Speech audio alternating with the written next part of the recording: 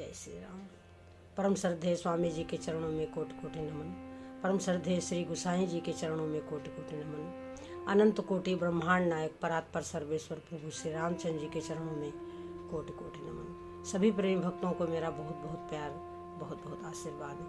श्री राम जय जय राम। श्री राम जय जय राम। मंगल मूर्ति मारुति नंदन, सकल मंगल मूल निकंदन। पवन तनय संतन हितकारी, हृदय विराजत अवध बिहारी। मातु पिता गुरु गणपति नारद, शिवा समेत शंभु सुख सारद। चरण बंदी बिनऊ सब काहू, देहु राम पद नेह निबाहु। बंदौ राम लखन बय देहि, जे तुलसी के परम सनेही। जे तुलसी के परम सनेही। श्री राम जय राम जय जय राम। श्री राम जय राम जय जय राम। बंदो राम लखन बैदेही, और जे तुलसी के परम सनेही। सज्जनों, परम श्रद्धेय स्वामी जी कहते हैं कि रामायण सुरतरु की छाया। रामायण जो है वो कल्प वृक्ष है। रामायण सुरतरु की छाया, इस छाया के नीचे जो बैठ जाए, यानी जो रामचरितमानस और गीता आदि का अध्ययन शुरू कर दे, तो मानो उसके हाथ कल्प वृक्ष लग गया। मनुष्य का सारा दुख दूर हो जाता है सज्जनों। इतनी शीतल छाया है धार्मिक ग्रंथों की, परंतु और वो धार्मिक ग्रंथ सहज ही उपलब्ध हैं, परंतु हमारी कमजोरी क्या है कि हम उन ग्रंथों को पढ़ने में हमारा मन नहीं लगता, उनको सुनने में हमारा मन नहीं लगता, वो हमारी समझ में नहीं आते। यदि उसको पढ़ने में हमारा मन लग जाए, यदि उसको सुनना हमें अच्छा लग जाए और हमें वो प्रिय लगने लगे, तो बस यही मुक्ति का दरवाजा है सज्जनों। यही मुक्ति का दरवाजा है। लोग समझते हैं कि शरीर छोड़ने के बाद मुक्ति मिलेगी, ऐसा कुछ नहीं है सज्जनों। मानव जीवन ही मुक्ति का दरवाजा है। इसमें यदि मुक्ति के मार्ग पर जो चल पड़ा, यानी जिसके मन में ईश्वर प्रेम प्रकट हो गया, या ईश्वर के प्राप्ति की लगन जिसके मन में लग गई, तो बस उसके लिए मुक्ति का दरवाजा खुल गया। जीते जी मुक्ति है। शरीर छोड़ने के बाद कोई मुक्ति नहीं सज्जनों। शरीर छोड़ने के बाद जीव अपने कर्मानुसार अनेकों योनियों में भ्रमण करने लगता है सज्जनों। यदि उसके अच्छे कर्म हुए तो उसको फिर से मानव योनि प्राप्त हो जाती है, और उसमें वो आगे और अपनी साधना को बढ़ा देता है। बाकी और किसी योनि में, चाहे वो देव योनि ही क्यों ना हो, वहाँ भी प्रभु प्राप्ति का साधन नहीं है सज्जनों, क्योंकि वहाँ स्वर्ग में भोगों की बाहुल्यता है। वहाँ पर जो देवता होते हैं भोग प्रधान होते हैं सज्जनों। वहाँ पर जीव सुख भोगने के लिए जाता है। जब देवताओं ने स्तुति करी थी सज्जनों कि जय जय सुरनायक जन सुखदायक प्रणत पाल भगवंता, तो सज्जनों जब देवताओं ने स्तुति करी तो भगवान आकाशवाणी में बोले कि जनि डर पोहु मुनि सिद्ध सुरेशा, तुम ही लागी धरी हो नर भेषा। तुम्हारे लिए मैं मानव शरीर धारण करूंगा सज्जनों। भगवान ने आश्वासन दिया। और जब मनु जी महाराज ने तपस्या करी और भगवान को पुत्र रूप में मांगा और कुछ भी नहीं मांगा, तब प्रभु ने उनको कहा एवमस्तु, यानी मैं ही तुम्हारा पुत्र बन जाऊंगा। परंतु अब तुम क्या करो कि अब तुम मम अनुशासन मानी, ओ बसहु जाई सुरपति रजधानी। अब तुम मेरी आज्ञा का पालन करो। देखिए, जो कुछ नहीं मांगता परमात्मा से, भगवान उसे जबरदस्ती सब कुछ दे देते हैं। मनु और शत्रुपा ने मांगा था कि चाहो तुम्हें समान सुत, प्रभु सन कवन दुराव। प्रभु से क्या छुपाना।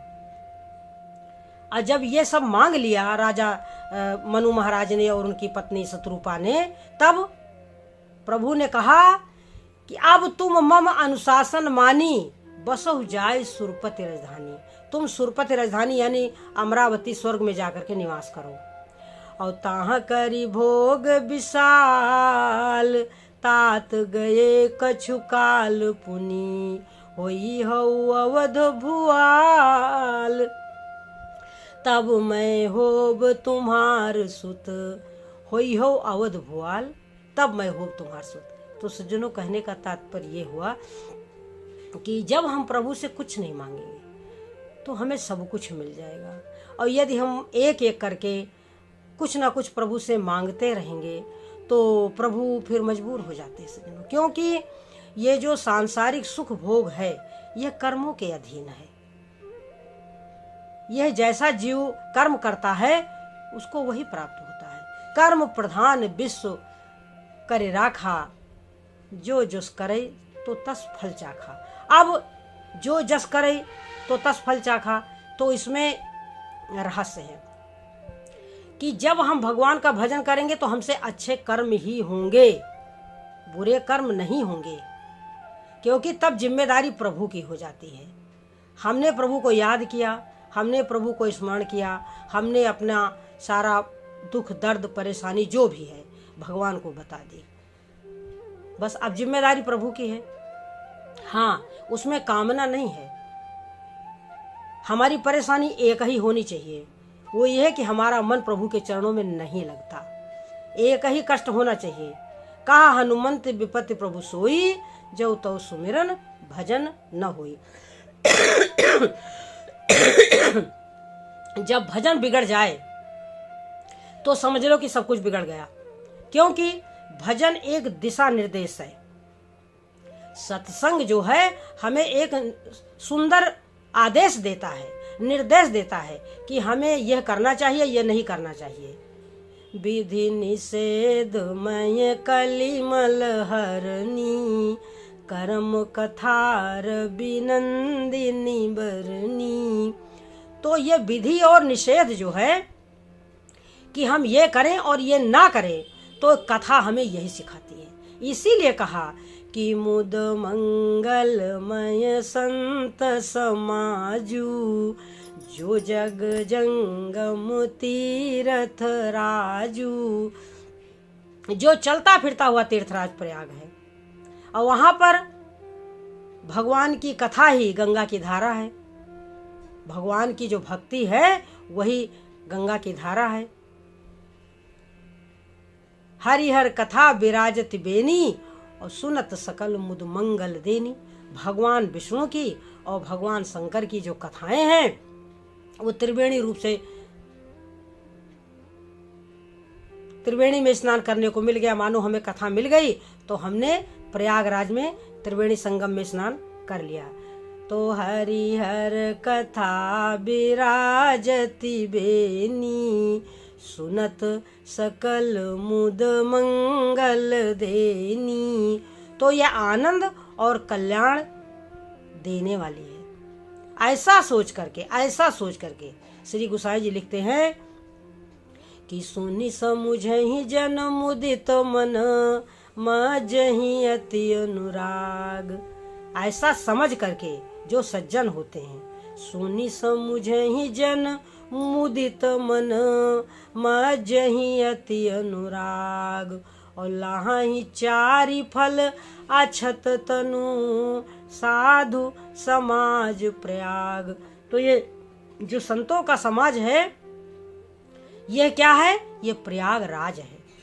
और यहाँ पर अर्थ, धर्म, काम और मोक्ष चारों मिल जाता है। यहाँ पर क्या है कि हरिहर कथा विराजत बेनी, सुनत सकल मुद मंगल देनी। जब हम जानेंगे कि क्या हमारे लिए उचित है और क्या हमारे अनुचित है, तभी तो हम उस कार्य को करेंगे।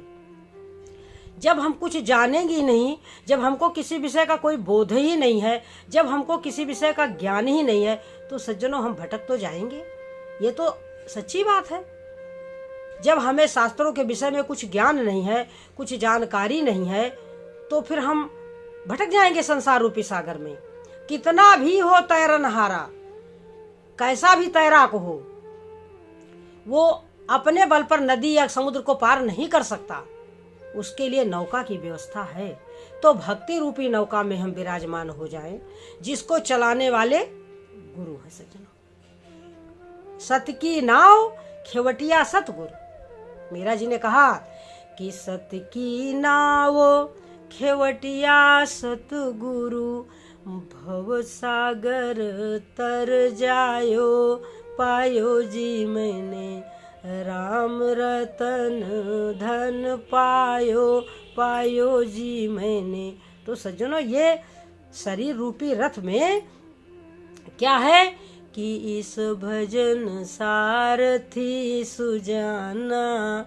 ईश्वर का जो भजन है वो हमारा सच्चा साथी है। और बिरति चरम संतोष कृपाना, वैराग्य रूपी ढाल है। वैराग्य जो है वो ढाल है। बिरति चर्म संतोष कृपाना, संतोष तलवार है सज्जनों। इसी संतोष रूपी तलवार से और वैराग्य रूपी ढाल से हम काम क्रोध मद लोभ अहंकार रूपी बैरियों को मार सकेंगे सज्जनों। ये काम क्रोध मद लोभ अहंकार रूपी जो बैरी हैं, ये हमारे नित्य के संगी हैं। ये हमारे भीतर ही निवास करते हैं। समय समय पर ये बड़ा कठोर रूप धारण कर लेते हैं और हमसे ये पाप करा देते हैं। तो हमें इन बैरियों को पहचानना चाहिए। कहते हैं कबीरदास जी महाराज कि बैरी घात करे छुप छुप कर। ये बैरी हैं, हमारे नित्य बैरी हैं। बैरी घात करे छुप छुप कर, प्रगट न देत दिखाई। प्रगट नहीं दिखाई देता। तो अब हम बार बार हार जाते हैं। तो कह रहे कबीरदास जी कि हारो तो राम दुहाई, हरि से लागे रहो भाई, हरि से लागे रहो भाई। तेरी बिगड़ी बात बन जाई, हरि से लागे रहो भाई।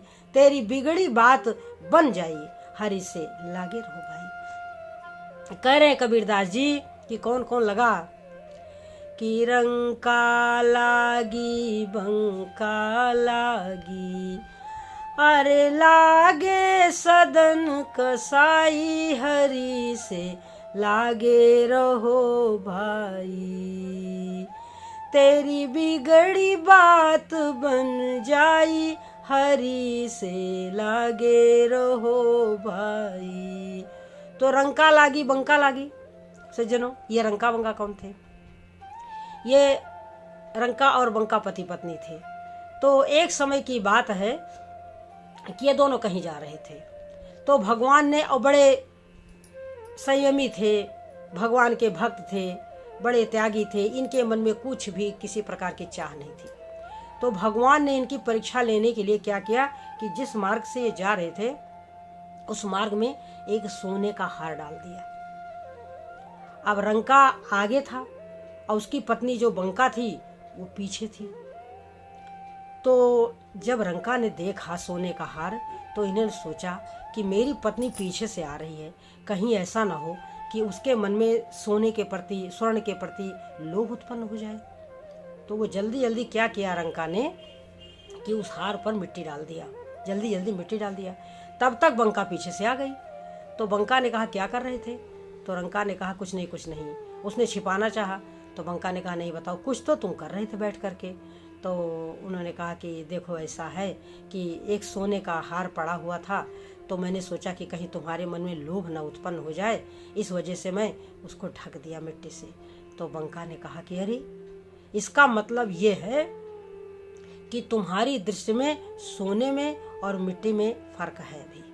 बंका ने कहा कि तुम्हारी दृष्टि में सोना और मिट्टी में फर्क है, मेरी दृष्टि में तो सोना भी मिट्टी ही है। मेरी दृष्टि में तो सोने और मिट्टी में कोई भेद ही नहीं है। तो जब ये बात कही तो बंका ने कहा कि तेरी बुद्धि बड़ी बांकी है, तू मुझसे भी अधिक वैराग्यवान है। तो सज्जनों, ये है भक्तों के चरित्र कि उनको सोने में और मिट्टी में कोई भेद नहीं है। क्या करेंगे हम? सोना क्या कर सकते हैं? उसको धारण करें तो करें, ना करे तो ना करे, उसकी जरूरत क्या है? वो धारण करके हम प्रसन्न हो सकते हैं, सोना धारण करके हम प्रसन्न हो सकते हैं। देखने वाले को तो अधिकतर ईर्ष्या ही होती है सज्जनों। थोड़ा इधर ध्यान दें कि हम चाहे कितना सुंदर वस्त्र पहन ले, हम चाहे कितने सुंदर हों, चाहे कितनी जेवर पहन ले, चाहे कितने सुसज्जित कर ले अपने आप को, परंतु लोग हमें देखकर प्रसन्न नहीं होंगे। लोग किसको देख करके प्रसन्न होते हैं? लोग भगवान के भक्त को देख करके प्रसन्न होते हैं। जो त्यागी होता है, जो वैरागी होता है, जो भगवान का भक्त होता है। पापी भी संतों को देख करके प्रसन्न होता है। कारण क्या है? क्यों? क्योंकि संतों में, भक्तों में त्याग है, वैराग है, संतोष है, सेवा भाव है। उनके मन में कोई अपना पराया नहीं है। परंतु जो धनवान होते हैं, जो अपने आप को दिखाना चाहते हैं, सोना चांदी रुपया पैसा, उन्हें देखकर कोई नहीं प्रसन्न होता सज्जनों।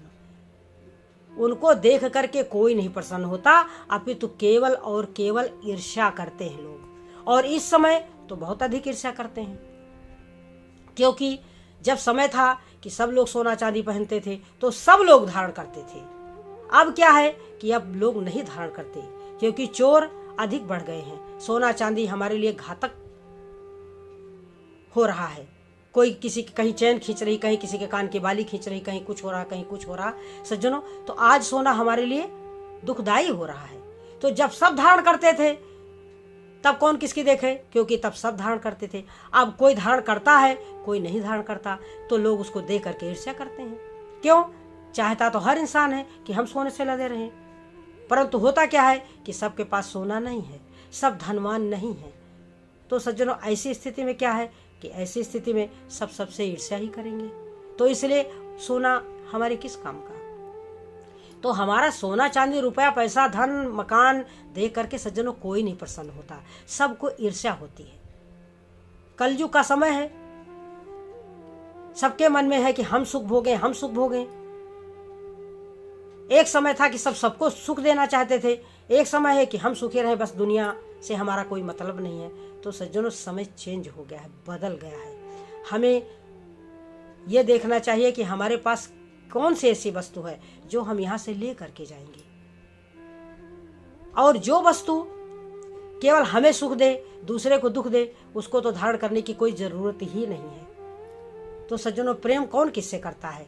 प्रेम करता है मनुष्य त्यागी से, प्रेम करता है वैरागी से, प्रेम करता है भगवान के भक्त से, प्रेम करता है मनुष्य परोपकारी से।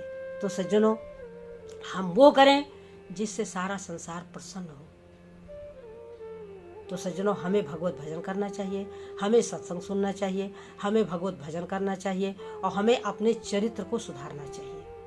हमें अपने चित्र को नहीं, हमें अपने चरित्र को सुधारना चाहिए सज्जनों। और वो केवल संत ही हमारे की कृपा से सुधर सकता है सज्जनों।